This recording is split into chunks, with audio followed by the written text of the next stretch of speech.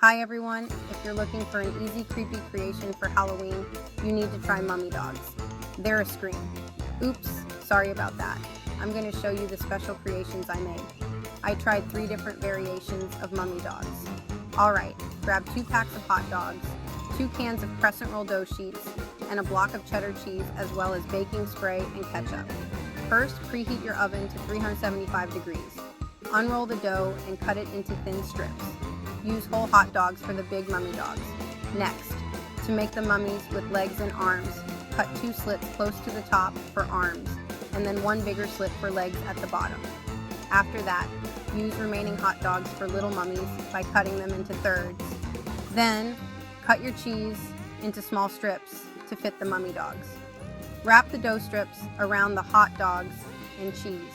Place them on a baking sheet. Now, pop them in the oven for about 12 minutes until they're golden brown and crispy. Once they're done, let them cool a bit. Add 2 tiny dots of mustard or ketchup for eyes. There you go. Mummy dogs that are cute, creepy, and delicious. Perfect for your Halloween party or just a spooky snack. Happy haunting!